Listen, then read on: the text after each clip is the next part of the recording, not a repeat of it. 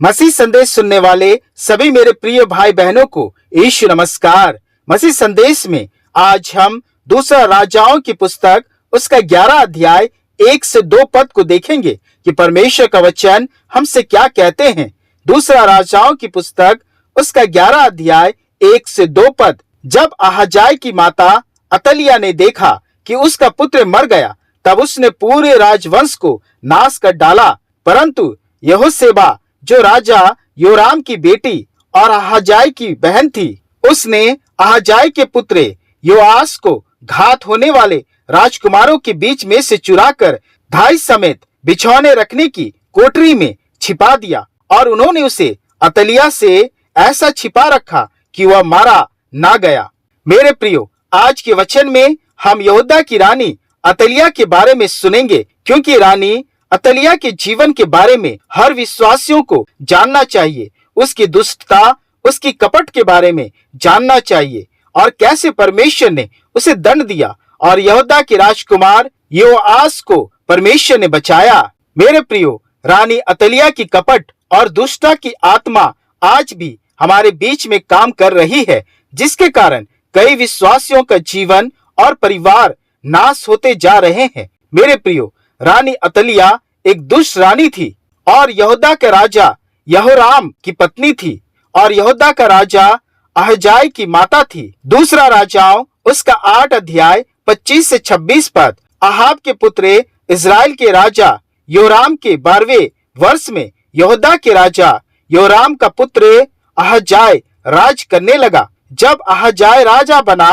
तब 22 वर्ष का था और यरूशलेम में 1 ही वर्ष राज्य किया। उसकी माता का नाम अतलिया था, जो इजराइल के राजा ओर्मी की पोती थी। रानी अतलिया यहूदा के राजा अहाब और रानी इजेबेल की पुत्री थी। रानी अतलिया अहाब के घराने की चाल चलती थी और उसने अपने पुत्र अहज्याह को दुष्टता की शिक्षा देती थी। दूसरा इतिहास की पुस्तक उसका 22 अध्याय 3 पद। वह अहाब के घराने की सी चाल चला, क्योंकि उसकी माता उसे दुष्टता करने की सहमति देती थी। इसलिए अहज्याह भी ने वही काम किया जो उसके माता अतलिया और पिता यहोराम ने किया। यहोवा की दृष्टि में बुरा किया, जो उसके विनाश का कारण बना। दूसरा इतिहास उसका 22 अध्याय 4 पद। वह अहाब के घराने के समान वह काम करता था जो यहोवा की दृष्टि में बुरा है, क्योंकि उसके पिता की मृत्यु के बाद वे उसको ऐसी सहमति देते थे जिससे उसका विनाश हुआ। मेरे प्रियो, दूसरा राजाओं उसका 9 और 10 अध्याय में वचन बताती है कि परमेश्वर ने एलीशा नबी के द्वारा इजराइल के नए राजा के रूप में येहू का अभिषेक किया, ताकि राजा अहाब और राजा अहज्याह और उसके दुष्ट परिवार को समाप्त करे। तब परमेश्वर ने इजराइल के राजा येहू के हाथों अहज्याह राजा और उसके पूरी कुटुंबियों का वध करवाया और उस वक्त यहूदा के पास कोई राजा नहीं था। मेरे प्रियो, दूसरा राजाओं उसका 11 अध्याय बताती है कि जब अतलिया ने देखा कि उसका पुत्र अहज्याह मर गया, तब अतलिया ने राजपाट के लालच में अपने पूरे राजवंश को मार डाली, ताकि खुद शासक बन सके, यहूदा के राजपाट पर अपना अधिकार रख सके। रानी अतलिया 6 साल तक यहूदा पर राज किया और बाइबल के इतिहास में पहली महिला राजा थी जो राजा दाऊद के सिंहासन पर बैठी, पर एक दुष्ट रानी के रूप में पहचानी गई।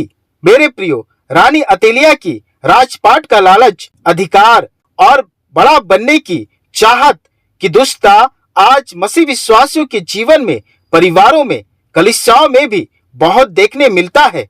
मसीह विश्वासियों के जीवन में एक दूसरे को नीचा दिखाना और एक दूसरे से बड़ा बनने की चाहत और दुष्टता विश्वासियों के आत्मिक जीवन को समाप्त कर रही है। पर यीशु कहते हैं, मत्ती रचित सुसमाचार उसका 23 अध्याय 12 पद, जो कोई अपने आप को बड़ा बनाएगा छोटा किया जाएगा, और जो कोई अपने आप को छोटा बनाएगा वह बड़ा किया जाएगा। मेरे प्रियो, परमेश्वर ने हमें बड़े बड़े पदों से नवाजा है, कलीसिया में, परिवार में, समाज में, अपने कार्य क्षेत्र में। पर कई ऐसे हैं जो इन पदों का गलत इस्तेमाल करते हैं। रानी अतलिया के समान परिवारों में पति अपने पत्नियों पर अधिकार रखना चाहते हैं और पत्नियां अपने अपने पतियों पर अधिकार रखना चाहते हैं। कई कलीसिया में विश्वासी अपने आप को गुरु और अधिकारी कहलाना पसंद करते हैं।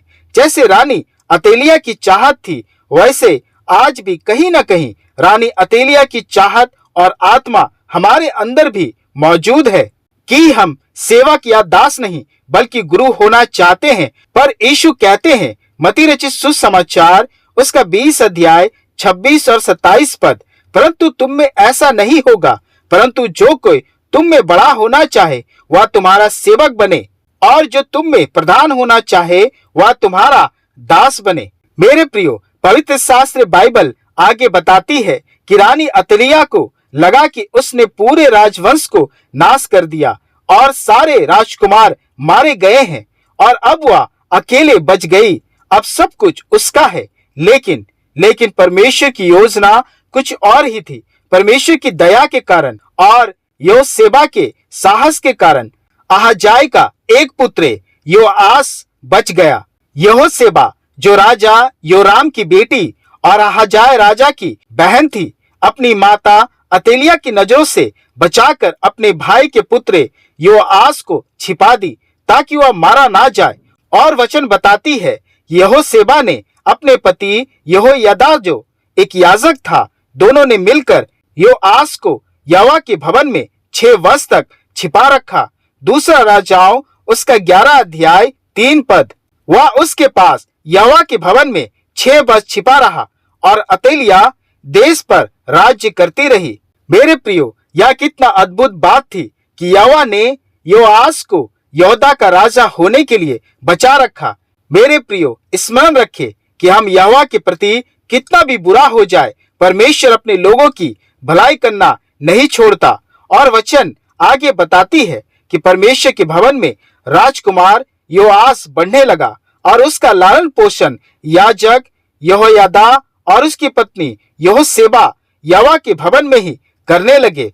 और जब परमेश्वर ने याजक यहोयादा के मन में उभारा कि राजकुमार योआस को राजा के लिए अभिषेक करे, और तब परमेश्वर की इच्छा के अनुसार याजक यहोयादा ने यहोवा के सभी याजकों और लेवियों को निमंत्रण भेजा कि वे यरूशलेम आए ताकि राजकुमार का अभिषेक और रक्षा हो सके। दूसरा इतिहास उसका 23 अध्याय 2 और 3 पद, तब वे यहूदा में घूमकर यहूदा के सब नगरों से लेवियों को और इजराइल के पितरों के घरानों के मुख्य पुरुषों को इकट्ठा करके यरूशलेम को ले आए।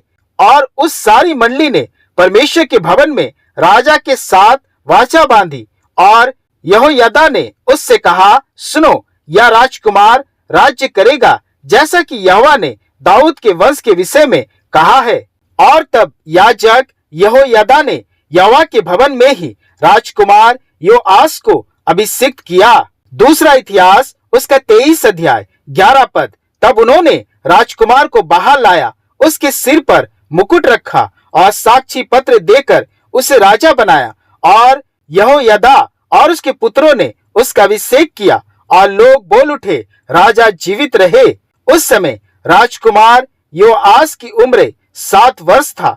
दूसरा राजाओं उसका 11 अध्याय 21 पद, जब योआस राजा हुआ उस समय वह 7 वर्ष का था। मेरे प्रियो, इजरायलियों और यहूदियों के इतिहास में यह पहली बार हुआ था कि राजा का अभिषेक के समय परमेश्वर के भवन में परमेश्वर के याजक और लेवीय हथियार उठाए और किसी राजा की रक्षा करे। और मेरे प्रियो, वचन बताती है कि जब लोग राजकुमार की जय जयकार कर रहे थे, जो रानी अतेलिया के कानों तक पहुंची, और रानी अतेलिया ने जय जयकार का सब सुनकर यहोवा के भवन में गई और देखा कि राजकुमार का अभिषेक किया जा चुका है और लोग आनंद से तुहरिया बजा रहे, गीत गा रहे हैं। यह सब देखकर अतेलिया अपने वस्त्र फाड़कर पुकारने लगी, राजद्रोह, राजद्रोह। और तब यहोयादा याजक ने याजक दलों से कहा, रानी अतेलिया को परमेश्वर के भवन से बाहर ले जाकर मार डालो। और याजकों के दल ने रानी अतेलिया को परमेश्वर के भवन के बाहर मार डाला। मेरे प्रियो, इस तरह दुष्ट रानी अतेलिया का अंत हुआ। मेरे प्रियो, जरा सोचिए, अतेलिया जो एक रानी थी, साथ ही एक माँ और एक दादी भी थी, पर दुखद बात यह थी कि अतेलिया ना तो अच्छी रानी थी, ना ही एक अच्छी माँ बनी, और ना ही एक अच्छी दादी बन पाई, और ना ही एक अच्छी स्त्री बन पाई। अतेलिया ने हर रिश्ते की हत्या की, सिर्फ और सिर्फ सत्ता के लालच में। मेरे प्रियो, जैसे पवित्र शास्त्र बाइबल हमें यह सत्य बताती है कि हर बुद्धिमान स्त्री अपने घर को बनाती है, पर मूढ़ स्त्री उसको अपने ही हाथों से ढा देती है। और मेरे प्रियो, सच में अतेलिया ने अपने पूरे वंश को अपने ही हाथों से ढा दी। साथ ही अतेलिया ने परमेश्वर की दृष्टि में बुरा किया। अतेलिया और उसके बेटों ने परमेश्वर के भवन को तोड़ दिया था और परमेश्वर के लिए पवित्र किए हुए वस्तुओं को बाल देवताओं के लिए प्रयोग किया था। दूसरा इतिहास उसके 24 अध्याय 7 पद। उस दुष्ट रानी अतेलिया के बेटों ने तो परमेश्वर के भवन को तोड़ दिया था और यहोवा के भवन की सब पवित्र की हुई वस्तुएं बाल देवताओं के लिए प्रयोग की थी। मेरे प्रियो, आज अतेलिया की दुष्ट आत्मा हमारे जीवन, परिवार और कलीसिया में मौजूद है। यहोराम और अतेलिया के जैसे कई मसीह माता पिता परमेश्वर के वचनों पर नहीं चलते और न अपने बच्चों को सिखाते हैं, जिनके कारण उनके बच्चे राजा अहजाई के समान बन जाते हैं। कई मसीह माता पिताओं की दुष्टता और पापों को देखकर सुनकर अनजाने में उसकी शिक्षा पाकर बच्चे भी दुष्ट बन जाते हैं। हर मसीह माता पिताओं को अपने बच्चों के पालन पोषण में अपनी आत्मिक जिम्मेदारी को निभाना जरूरी है, ताकि मसीह अभिभावक एक अच्छे अभिभावक, स्त्री पुरुष, माता पिता, दादा दादी बन पाए। एक अच्छे अभिभावक का होना आवश्यक है, क्योंकि अच्छी परवरिश ही संतान को अच्छा बनाती है। जैसे राजकुमार योआस, जो एक दुष्ट घराने का वंश था, परंतु याजक यहोयदा और यहोशेबा की संगति और परवरिश पाकर एक अच्छा राजा बना।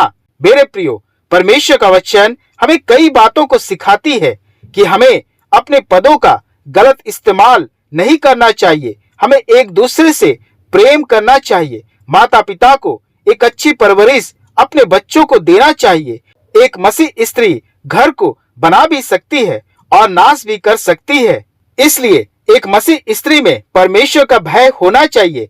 मेरे प्रिय बहनों, परमेश्वर ने आपको एक बड़ी जिम्मेदारी के रूप में घर, परिवार, कलीसिया और समाज दिया है कि आपके द्वारा वे आशीष पाए। पर अगर हम उस जिम्मेदारी को नहीं पूरा करते हैं तो आपका परिवार, घर, कलीसिया, समाज अंधकार में चला जाता है। और एक मसीह स्त्री पुरुष के जीवन में संपत्ति, पैसा का लालच, अधिकार का लालच, बड़ा बनने की चाहत जैसे पाप नहीं होना चाहिए, क्योंकि आप परमेश्वर के विशेष दूत हैं जो राज्य संभालने के लिए बनाए गए हैं। परमेश्वर अपने इस वचन के द्वारा आप सबों को बहुतायत से आशीष दे। आमीन।